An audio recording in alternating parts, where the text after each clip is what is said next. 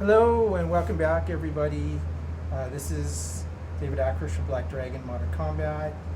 Thank you for all the views and looks on the new channel, and it's very exciting. I am continuing the 20 principles of the Mook Jong, my personal 20 principles that I'm putting together, and we are on principle number 3 tonight. It is dark, it is hot. In Albuquerque, New Mexico. I think we might have broken the record. At least we got close today, which is like close to 98, which is kind of the norm since June. I know I give a weather report every time. This is boiling. So I'm outside with my old Mook Jong, and I have the new one, which is right there, and maybe I'll show it later. But right now we're going to talk about number 3 key principle, which is kind of a overall martial art training principle that can be applied anywhere, actually to anything. So I love analogies. I use analogies when I work with people with Chinese herbal medicine, because Chinese herbal medicine is so complex and kind of easy at the same time, but we like to make it very easy for people to understand. Like, why is that connected to that? It's like, well, it's like this and that. And it goes, oh, well, that makes sense. And so the analogy here is, this is kind of opposing forces of, let's see, today is speed and structure. And so I came up with this whole chart one time. It's crazy how much you can come up with, called the anatomy of a strike. There's so many pieces to it that, boy, that was crazy. Stuff I come up with. Because I don't know where I find the time, but I do. So one of them I call the 5 S's, which is strength, sensitivity, speed, structure.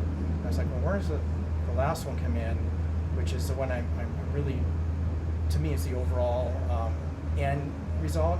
And I go, well, secondary, because I had to get an S, inertia. It's a secondary inertia.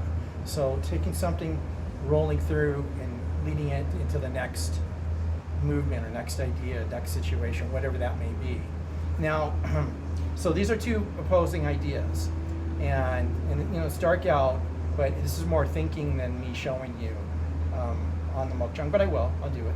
And I'm actually going to use one of my, I don't know if you can see that very well, it's my cold steel. I have a lot of training weapons because a big part of the school, almost all of it, is actually not open hand, but weapon training. And so I'm doing part Wing Chun, I guess you could say it's classical, non-classical. That'll drive you crazy. And then the other is Filipino martial arts, which is the weapon training. That's so important. And so, anyway, so I'm using this to as an example. But this can be applied to anything that you're doing. And what it is you're giving up one for another. So let's say you're going to make something and you're like, I'm going to make it cooking. I'm going to make it really fast. And you're not really following directions. And some people are really good at it. I am actually, which is crazy. I never measure. But some people need to measure because it's like, whoa, too much this, too much baking powder, whatever. It tastes like salt and grit. Is if you go fast and you leave something out, or you do too much, or you don't read correctly, you're going to end up with something maybe that's not so good. And so take cooking or putting something together, or creating working through an idea, whatever it is, it's okay to take a little more. Even driving, they found that if you speed, you really don't get that much there faster, especially when the cop pulls you over. Anyways, than somebody else just going the speed limit. It's like the amount of time, it's just not worth it for the safety and the ticket and the insurance. I'm not saying speed is everything. In fact, I'm calling the old name of the Wing Chun classes I teach, because when you label something, it's very important. The lightning hands of Wing Chun. And so speed is everything, but so is structure. If you're given it, so this is just about a balancing act, or training a certain way and then adding in the other half of the equation between structure and speed. And so a lot of people want to be fast, but if you lose the structure, again, the recipe doesn't taste right, or you're building something, it kind of falls apart or doesn't have the strength to it because you don't give it the proper structure, like this chair down here. And so, you make it, and it's like, oh, it's off a little bit, an inch, open too wide, and then eventually it collapses. So structure is huge. It is huge. And so one of the ideas here is if you want to go really fast like this, oh, I'm getting in there quick, which is fine. Again, speed is fine. But when I train, I go all the way through to what I call an entry node and then come across for, say, a slash, okay? It's a horizontal cut. You know, most people see, you see it everywhere. But to train it, I'm coming all the way through to a certain position and then across. Now, another way to think of it is, a lot of people do forms and katas, and not trying to speed through the kata, but feel the full movement, say like a Charlie fight. Feel the full stretch, the full movement that gives you something that may be taken away when you're doing it. Just like quick, I'm just going to go like this, and I don't really want to do the form correctly, instead of really feeling the openness and crossing and pushing and the structure of my fist coming straight out for a chop choy. And so you can train it as a speed movement, and maybe you shorten it up a little bit, but the structure may still be, well, should be, in my book, the same. So even if I'm taking the wider circle or bringing the circle in, it still should be a circular rotating movement here. It's a cutting knife. This is a cutting movement as I strike. And I'm going to get into Charlie Futt stuff. I mean, I started when I started Wing Chun, so back in '79. And man, I started thinking about all the forms that I had to, not had to learn, I wanted to learn, but that I went through, and there, if you don't know anything about Charlie Futt, the forms are long. The shortest form is actually super long compared to some other systems. And you're like, wow, it's something. It's an endurance trip.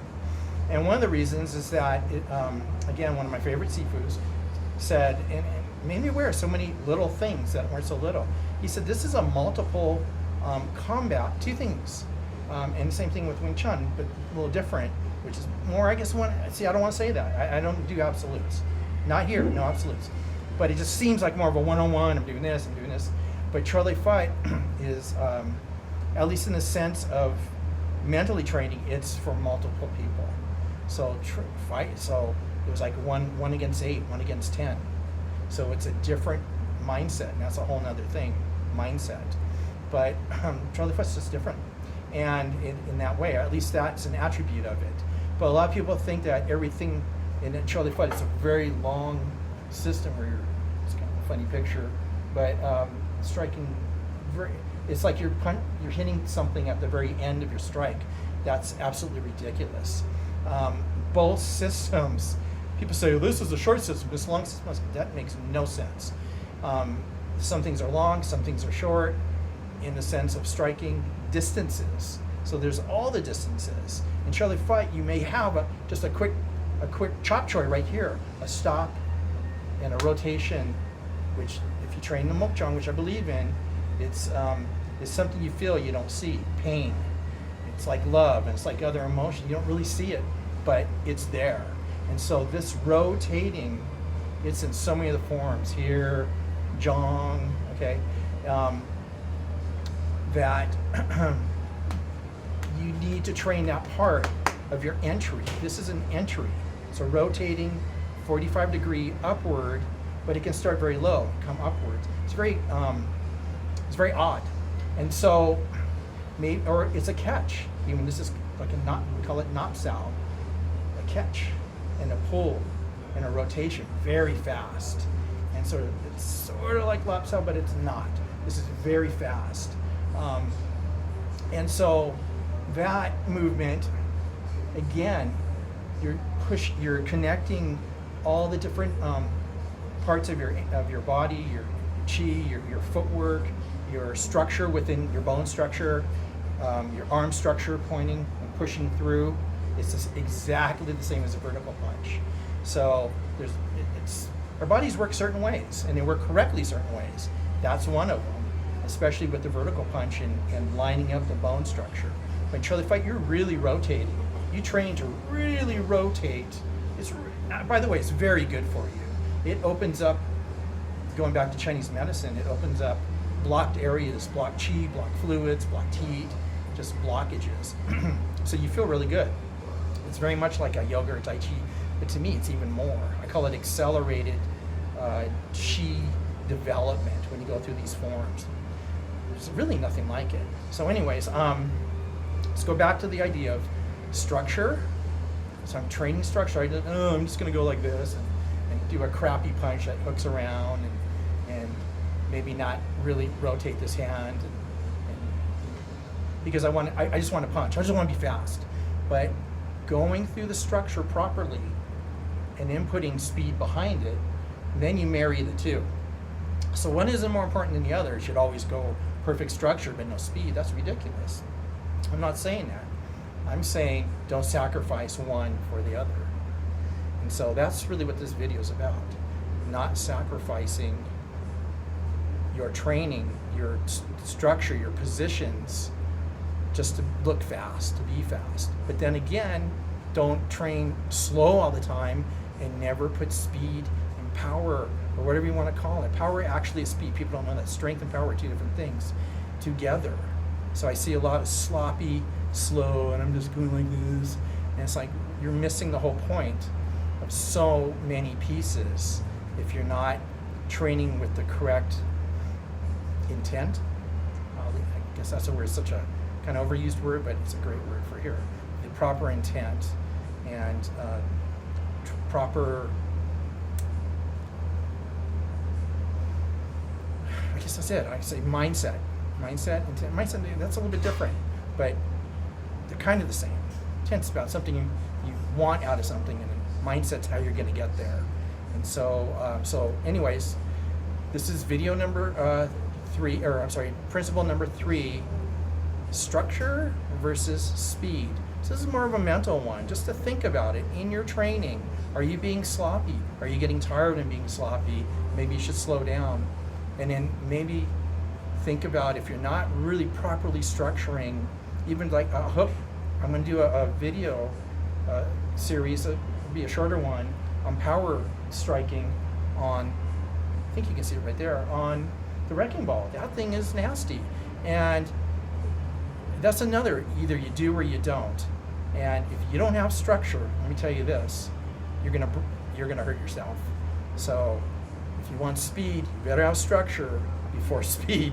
Structure will come before speed on striking the wrecking ball. It'll wreck you. Anyways, hope you're having a great evening. As I promised, I'm going to keep these moving out, and I want to get through all 20 and then move on to other things. And there's so much. I am going to do a couple stories between the 20 principles. One of them is Beware the Poacher. Ooh, what does that even mean? So that'll be a fun one. And then a tale of 2 workshops. Ooh. So these are kind of darker sides of things, but hey, there's always a silver lining somewhere in there. Anyways, have a super great evening. I hope you've thrown your 1,000 punches tonight, and I will be back. Take care.